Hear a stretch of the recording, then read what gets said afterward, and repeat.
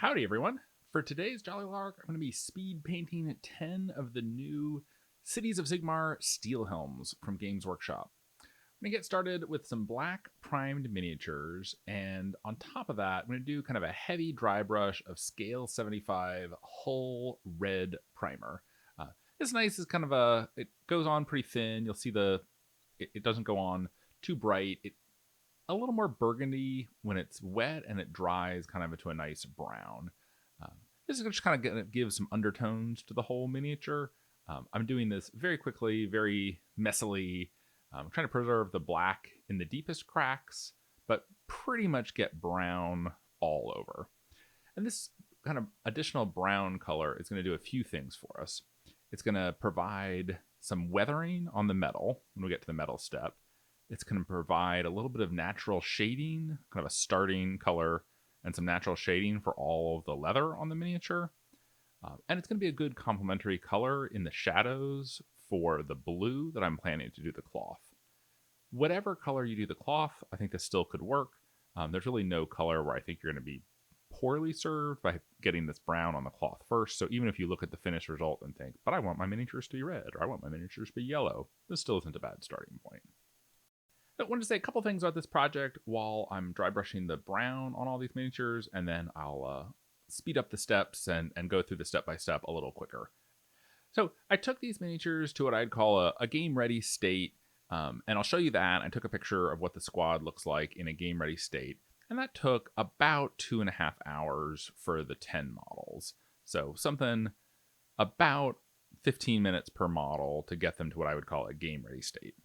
And then, stick around and watch the second half of the video, I added some additional details, highlights, and spent about another hour and a half doing the additional details.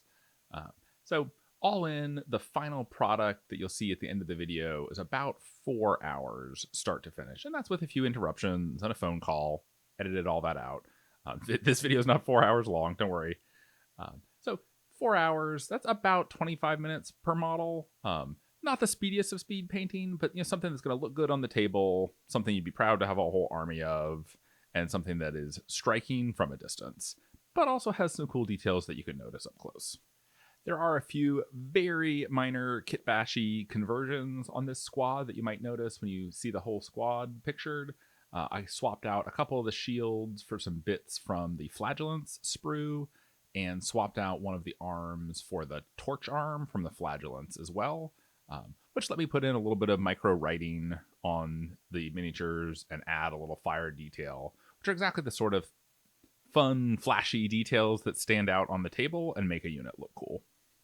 So once you got all the miniatures dry brush brown, you're going to end up with something like this, where they're mostly brown but still have some black in the shadows, the deepest, darkest cracks and crevices. For the next step, I'm going to grab some Pro Acryl Dark Flesh, which is kind of a warmer terracotta tone.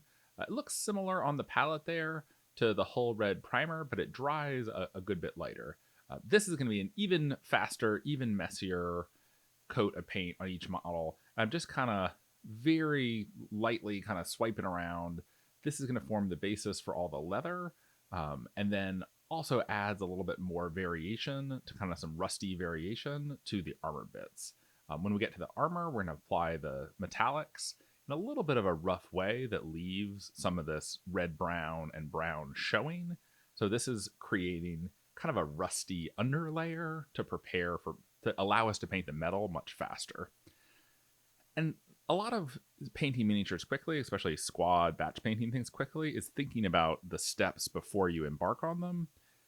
Doing this rusty underlayer is going to allow us to paint the metal much faster than if we were having to carefully paint in every metal area with an even base coat of metal. What this kind of seems like an extra step, but what this step is letting us do is shorten the time that we would spend on the metallics later, which there's so much little trim and metal details on this. If we had to do that carefully, it would overall take longer. So adding this step in actually saves us time down the road. Now, I will point out, I'll try to point out when I see opportunities for skipping steps. If you wanted to try to paint stuff up even faster, you could just prime the entire miniature with the scale 75 red primer. That would work just fine. You wouldn't get quite as deep as shadows because you'd be missing the black. you could skip this step and you wouldn't get quite as much variation in the metal areas. But if you were really trying to bust out, 10 of these in an hour, just prime and brown to start with, and then skip to the metals. So here's the metals. So I'm using the Pro Acryl Dark Silver, which is in fact a pretty dark steel color. And what I'm going to do here, like I said a moment ago, is try to put this on a little bit lightly and a little bit uncleanly. That's not really a good description of it. I'm not trying to put down a solid, even base coat. I'm just trying to hit the raised surfaces of the metal, let the edges of the metal kind of stay brown, stay black, a little bit blotchy, a little, it's akin to sponge painting, if you've seen that before in other videos or tried that, where I'm not trying to put down an even solid coat of the metal. And that does two things. It really speeds it up because you're not having to be that careful about it. And it adds a lot, I think, some interesting variation to the metal surfaces to have some little brown and rust colors in the cracks and crevices. Now, this is obviously for the gritty, grimdark, beleaguered human forces in Age of Sigmar. If you were trying to do a shining, bright, clean elven army, this wouldn't be a good technique. But for the look I'm going for, this is a fast and easy way to paint the metals. So let's zoom in here and you can see a little more detail what I'm talking about. So you can hopefully see what I mean about it being a little bit messy. I'm leaving some of the black, some of the brown, some of the rusty reds, leaving some of that visible in the cracks and crevices of the armor, even little patches on the shoulder pad that you can see there. They're not fully filled in by the metal color. And with belt buckles and little icons and metal trim on the shield, you could really spend a lot of time painting the metals cleanly on this miniature. But doing it this way, it's pretty quick and easy. It doesn't take too long per miniature. Now, I keep saying that this is kind of done in a messy way, and that's true, but you also don't want to, slop the paint on everywhere, obviously. I'm not using a giant brush. I'm using an older brush that doesn't have much of a point, and that'll help get some of that spongy, stipply effect. But I am trying to mostly keep the metals contained to where they are. That's especially true on any surfaces that I want to stay brown once the miniature is done. So I'm trying not to get metal on any of the wood or any of the leather bits. But if you do, if you glance a little bit of that lightly with some metal, not the end of the world. Upside down handle moment here, which sometimes takes the miniature out of frame. One of the things I really like about the Jolly Lark handles that I'm using, that I also sell on my web store, I'll put a link to those down below, is it makes it very easy to turn the miniatures upside down to get at some little details and such. So the fact that it makes it easy to turn the miniatures upside down sometimes does mean that they fall out of frame. So sorry about that, but also the handles are great for manipulating the miniatures, spinning them around, getting them upside down, that sort of thing. All right, so let's show you one more here. The first one went a little bit slow because I was still finding where all the metal parts on the miniature were, but this one should go a lot faster as I kind of know where the brush needs to go. So hopefully you can see what I'm doing here is it's pretty fast, it's pretty loose. I am kind of splotching on the metal without being too careful, moving the brush around reasonably quickly. Don't feel like, I've had a lot of miniatures practice. Don't feel like you have to move the brush around quite that fast if that doesn't feel comfortable to you. But the idea is to get some metal on all the metal bits, but not cover all the parts of metal with metallic paint. You want to leave some of that brown, red undertones. And particularly on any miniatures with trim like this, it's just so much faster to do it messily than to do it neatly. I think this exact same technique would make painting something like Chaos Warriors that have a ton of trim much, much faster and easier too. Also note at this point, I'm not worrying about any of the little tiny rivets or snaps and buttons and stuff that are on the miniature. Come back to those later at a later step when I highlight the miniature, and just not worry about it right now. You're going to be doing other painting. Those are sitting on top of everything. You don't want to, if you paint those little studs on his back metal now, they're just going to get covered up in a future step. And you'll have to touch it up. The next step, I'm going to grab some Pro Acryl Light Umber. And along with that, I'm going to grab what I think of as my smallest dry brush. This is a relatively short bristled brush that the bristles have seen better days. But I'm not dry brushing the whole miniature at this point. I'm just trying to dry brush some smaller areas. And I'm going to use this light umber to build up the color on the wooden shields. I'm going to keep the wooden shields wood. I think that'll be a nice little color textural difference. I went a little heavy on the dry brush there at the top of the shield, but that's okay because these are going to get a wash later. This light umber is also then can be a nice highlight color for leather or other things, but for now we're going to just put it on the shields. So just a quick light dry brush. And then we're on to putting a little color on the cloth. I like the look of this reddish brown kind of in the shadows on most colors, like I said earlier. So I'm going to go ahead and take the Proacryl Gray Blue, which is kind of a muted, darker blue, and a little bit like I did with the metallics, just kind of add it in a kind of a surface sponginess so that you're getting paint on all the raised surfaces of the blue.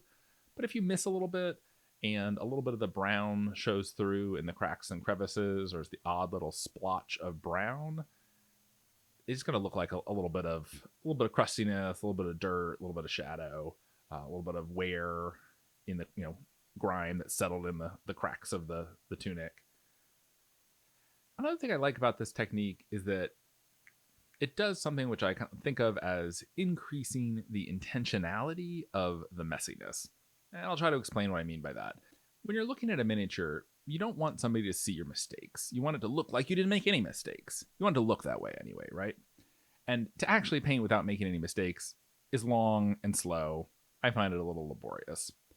So I think one of the things that's appealing about sort of a grimdark style is that it allows for a little bit of messiness. But there's certain sorts of messiness that still look like mistakes. If you get some of the blue of the tunic on the dude's face, that's a messy mistake, and it looks like a mistake. But if you intentionally paint it such that some of that brown layer is showing through, it looks intentional instead of like a mistake. So it allows you to be messy, some intentional messiness that doesn't look like a mistake at the end of the painting. Which is another thing that that brown undertone does, is that it looks intentional. And when it looks intentional, then it doesn't look like a mistake. If you skip the brown layer and all the spots on the miniature where you can see some of the brown were just black primer, I think it would kind of look like a shoddily painted base coat. And again, would look like a mistake instead of looking like it was intentional. Speaking of mistakes, when I was first painting these miniatures, as you can see here, I painted what's supposed to be a breastplate blue as if it was supposed to be cloth. But that's an easy mistake to fix, and I just went over and painted it silver when I realized it. So let's watch one more of these. You can see what I'm doing with the cloth is similar to what I did with the metal, but maybe a little less blotchy. But I'm not worrying too much if there's a little bit of brown grime showing through in some patches. And if you look at the painting in any of the Games Workshop, the paintings, the art in any of the Games Workshop battle tomes, there's brushstrokes galore. They're messy by some photorealistic standard, but that looks great. So I say, embrace the brushstrokes a little bit. I kind of like a finished miniature to look like it's been painted. I think that's cool. So, and I think it's especially striking on the tabletop. That's a little bit of my philosophy of messy speed painting. See what you think. Let me know what you think in the comments, and we'll move on to the next step, which is putting down a base coat of Proacryl Shadow Flesh on all of the flesh tones. This one, I'm going to try to go a little slower, go a little neater. I'm not necessarily looking to have patches of the rusty brown showing through on the skin. That being said, if there's a little bit that you miss, on the underside, in the cracks and crevices, if you're trying to paint quickly, I would always err on the side of putting on a little bit less of the color and leaving a little bit more of the primer in the cracks than getting color where it's not supposed to be. So better to have a little bit more primer or brown showing on the arm than to have the skin color of the arm spill onto the shirt, for example. So Proacryl paint goes on pretty well straight out of the bottle. You don't really need to water it down. it covers pretty well, and it covers the brown better than it would cover just a black primer, which is yet another reason to put down that brown layer first. I'm not going to spend too long showing you base coating a color. It's pretty straightforward. Use a brush with a decent tip. I will mention I'm using a brush that I picked up from Scale 75 at ReaperCon this past weekend. It's their synthetic Kolinsky. I'm pretty happy with it. It's a synthetic brush, not that expensive, under $10. And I've been really happy with it for just a solid pointy tip, good for base coating. You can get in there and do the details with it. So yeah, thumbs up for the Scale 75 synthetic Kolinsky brushes. So like I said, not too much time on the base coating. Base coating is not terribly interesting. Put some skin color of your choice on all the skin areas, and we'll move on to the next step. So I'm going to grab some Pro Acryl Olive Flesh. I'm using the Olive Flesh now. I'm grabbing a small-ish dry brush. This is one of the Artist Opus dry brushes that I like, but any brush you like for dry brushing will do. And I'm going to take this Olive Flesh and basically give a light dry brush all over everything. I'm going to do what I can to avoid getting this olive flesh, kind of a light ivory color on the metal. But if you do get a little bit on the metal, that's okay. It's going to get covered up by a metal highlighting step later. So don't worry about it too much. But this is going to provide a little bit of highlighting on the skin, this will be the final highlight layer on the wood. On the hair, this is going to serve as some brightness that we're then going to put a contrast paint or transparent paint on top of. And similarly for the leather, this is going to add a bright highlight on the leather that we're then going to darken with some transparent paints later.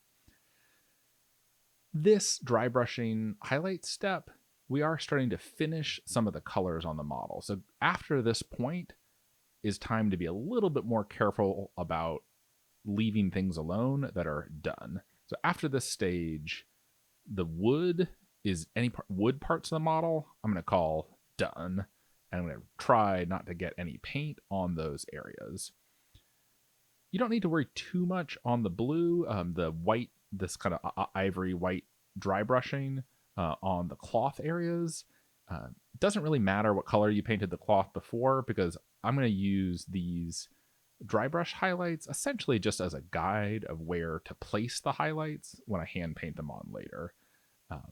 So you're definitely not pushing, for doing this dry brush, don't push the dry brush into the cracks and crevices. Just hit the places that are pretty easy to reach and focus more on the upper half of the model than on the lower half. But anything like that leg, his right leg that's sticking out behind him a little bit, you put in a little bit of dry brush highlights on that leg is going to look good.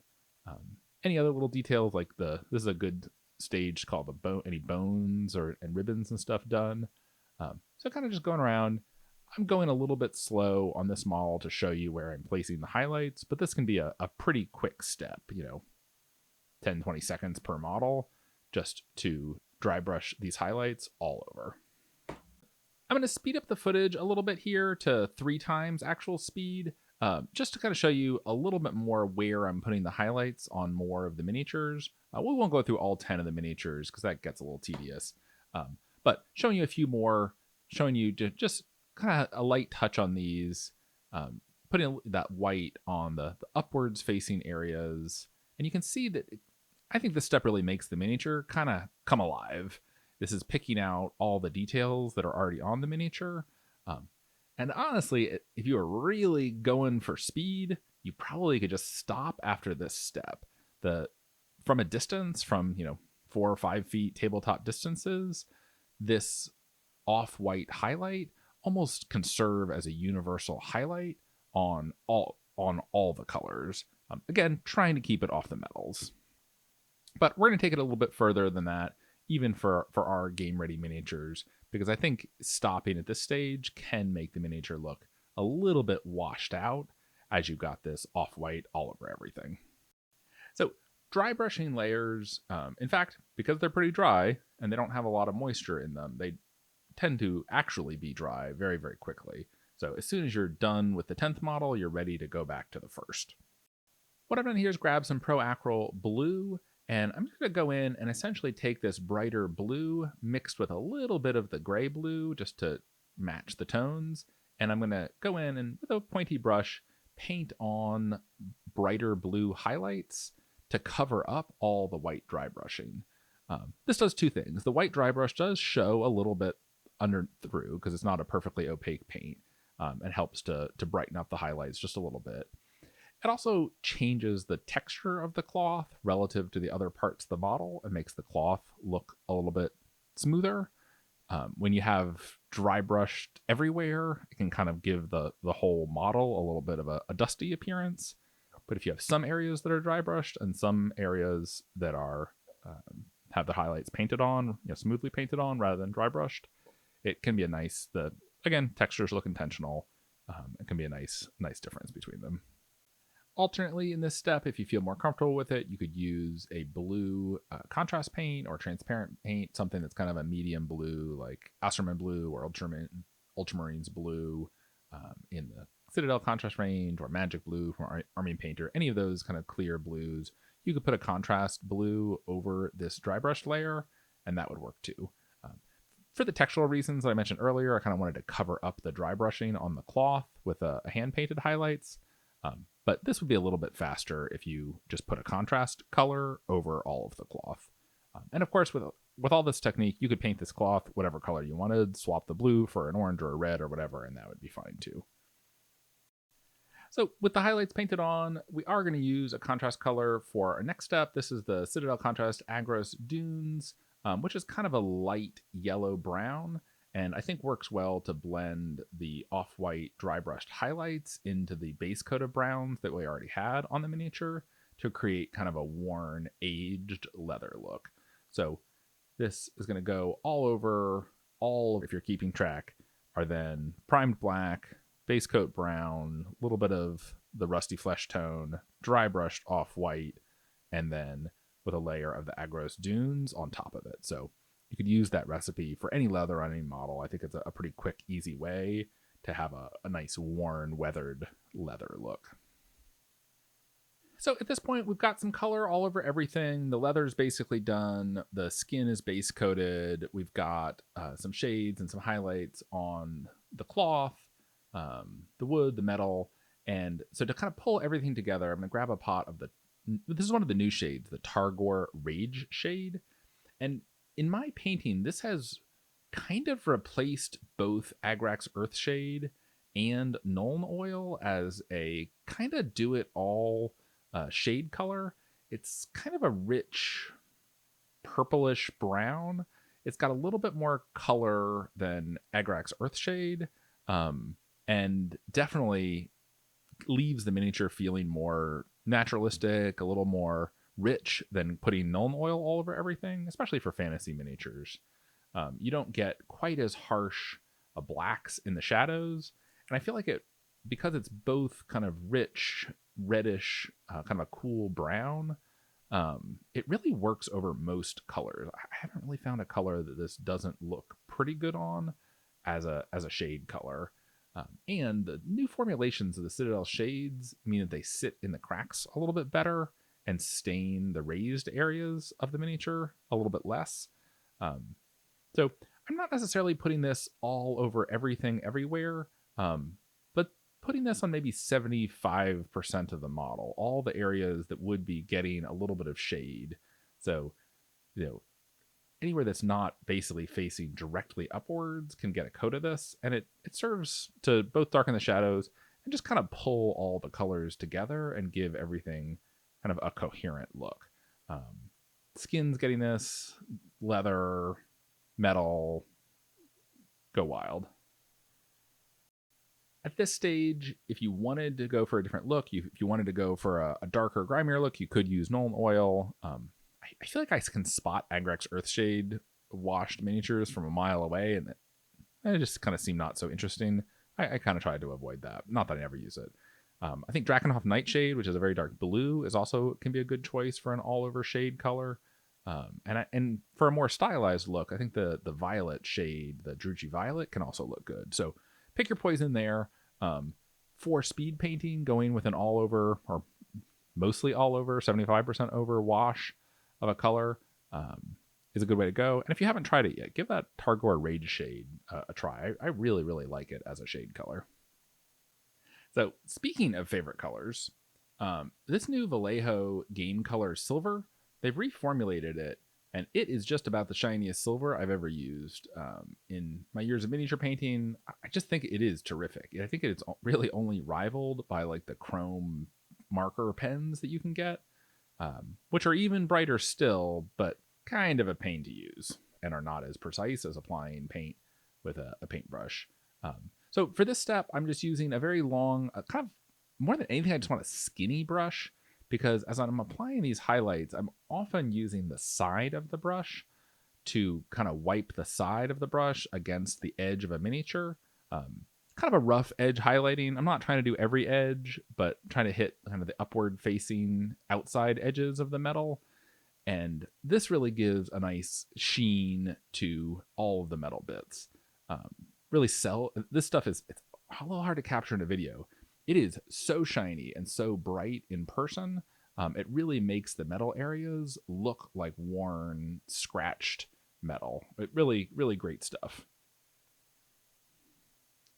So this little bit of a highlight coat really makes the miniatures pop. It adds a brightness to the metal that'll make them stand out on the table. And this is the stage where you can start going in with the tip of the brush and dotting some of those little metal rivets and snaps and stuff like that, if you want.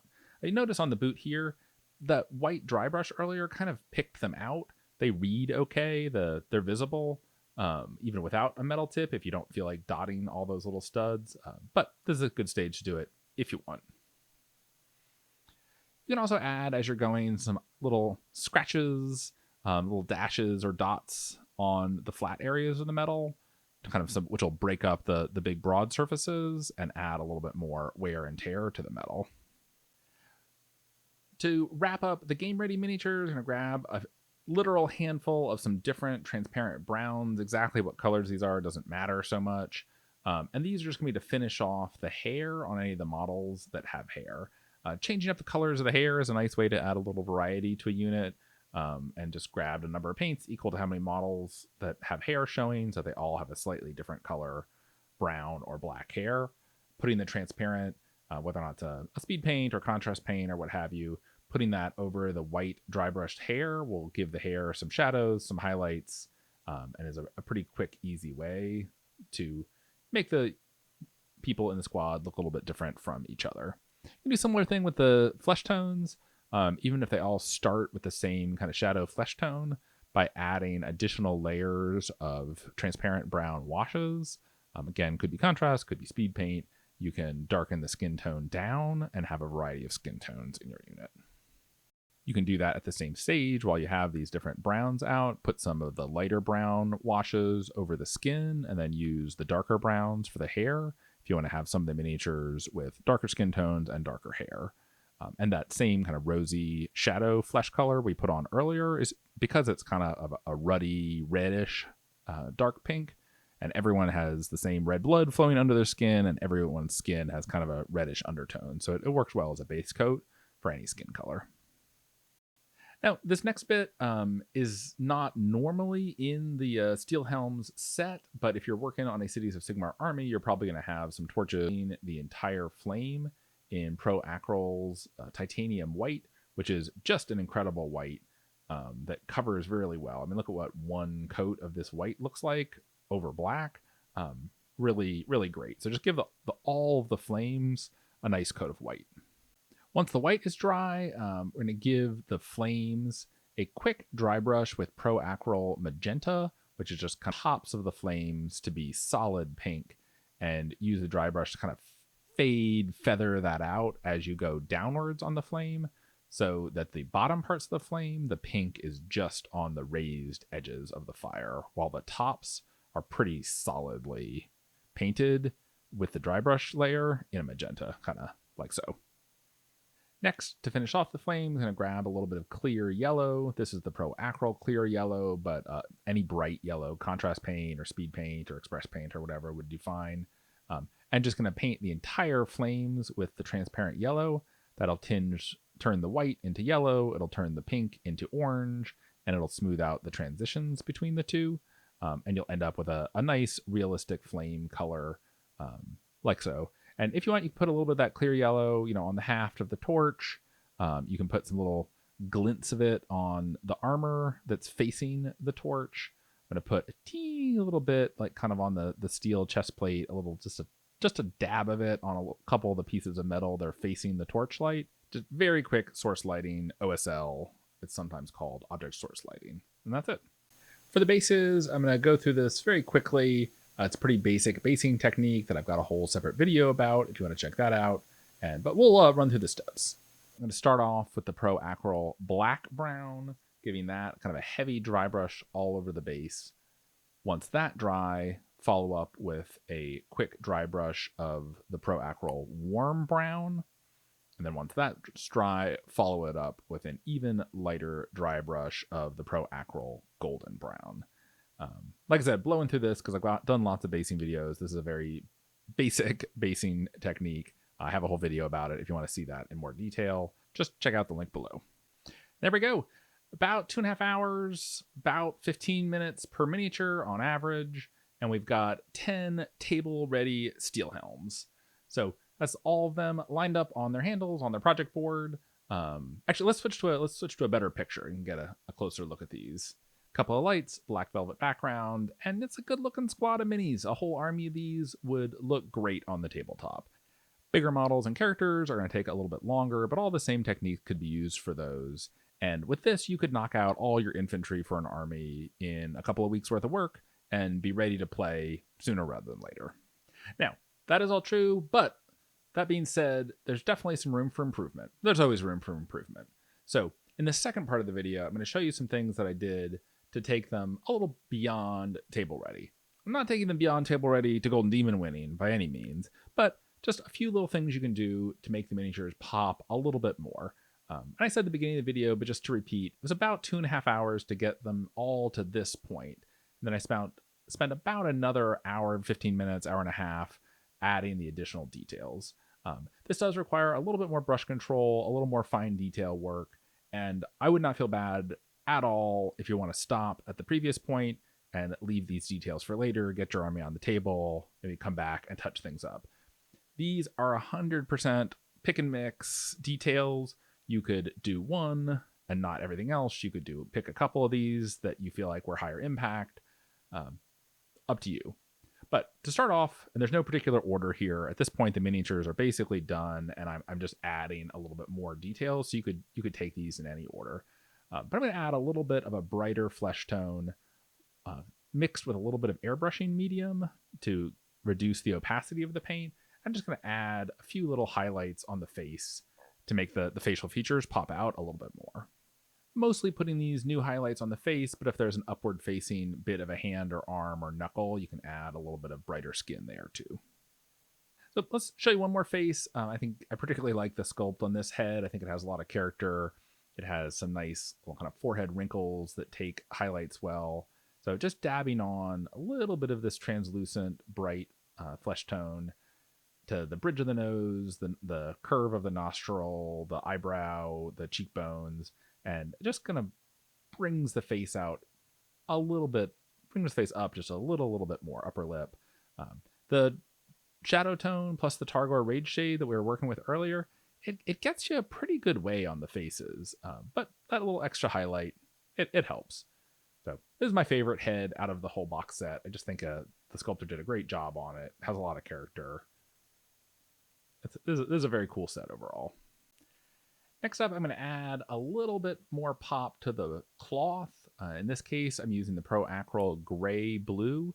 And this is a pretty high contrast highlight. The gray blue, you can see on the palette below there, it's a lot brighter than the blue of the cloth.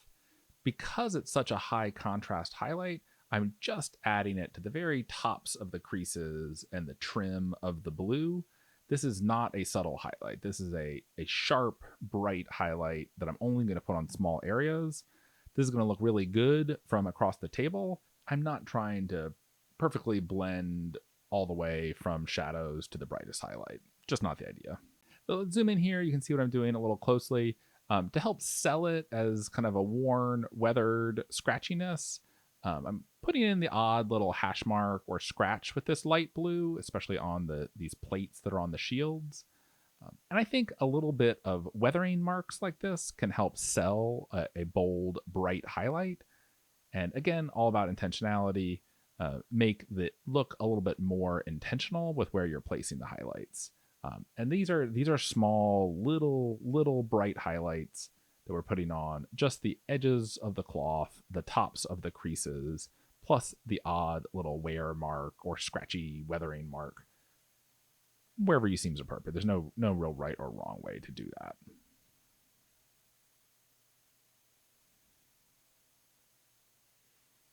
Note that when you're using small brushes that aren't holding a ton of paint, whenever the brush disappears off screen, probably what I'm doing it is giving it a quick rinse in some water, drying it off on the paper towel, and then picking up a little bit more paint. That keeps the bristles damp, keeps the paint wet, and just expect to do that every few brush strokes when you're working with small, thin brushes.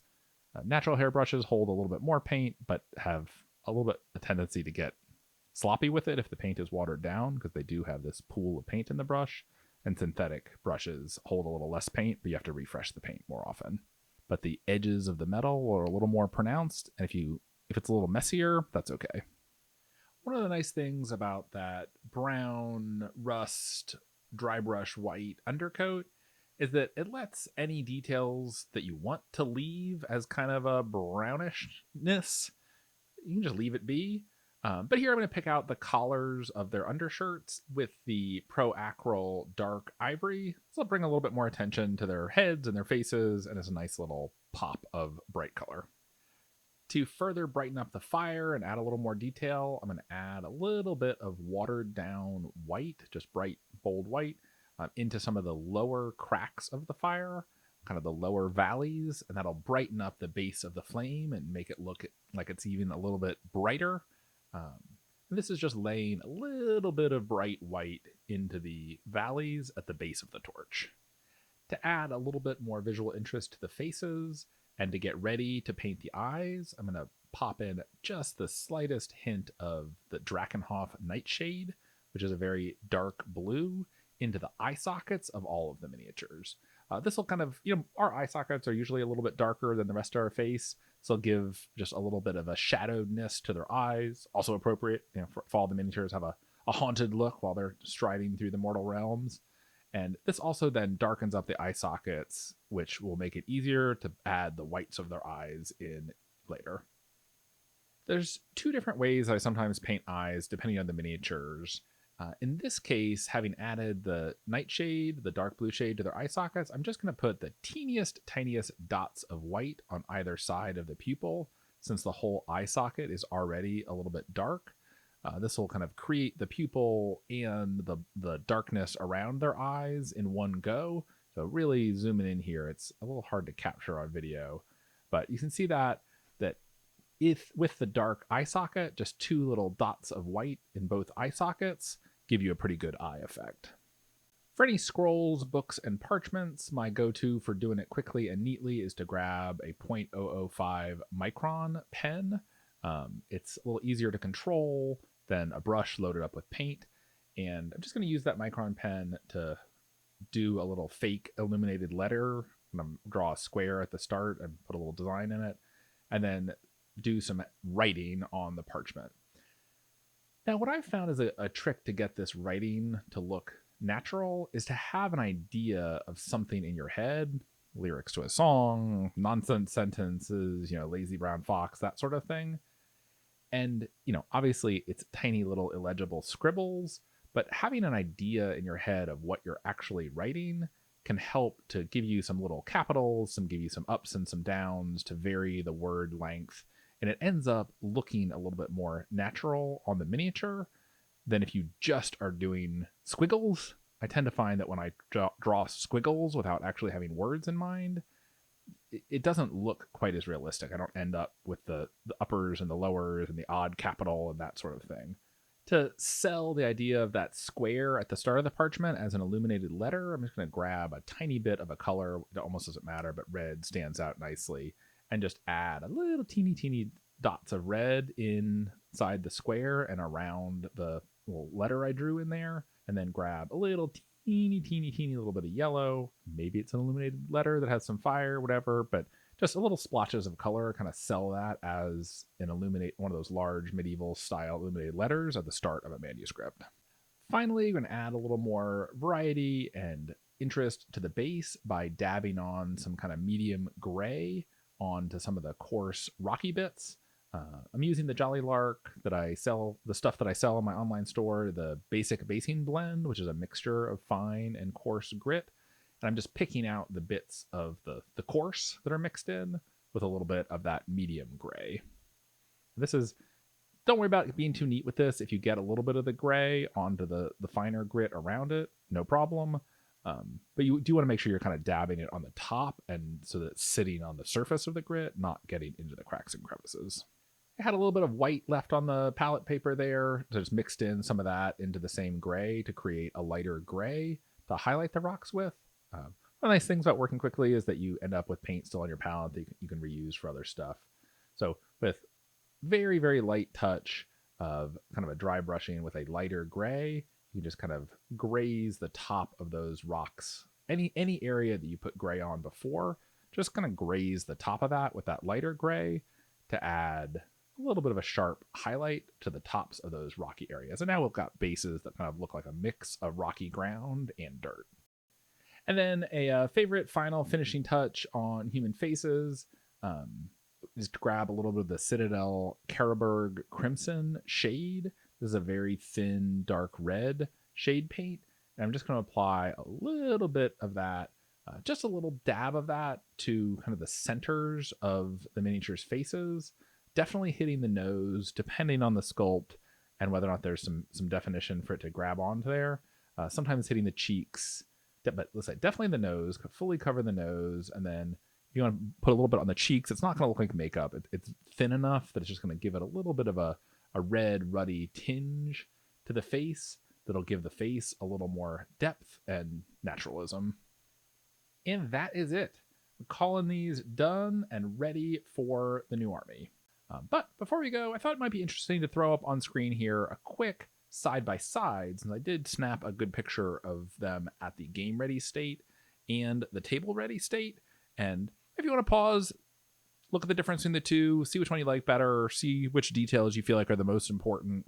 So hopefully you found this useful. I really appreciate watching this far. Thanks for liking. Thanks for subscribing. As always, I'm happy to answer questions in the comments below. And I will see you next time for another Jolly Lark.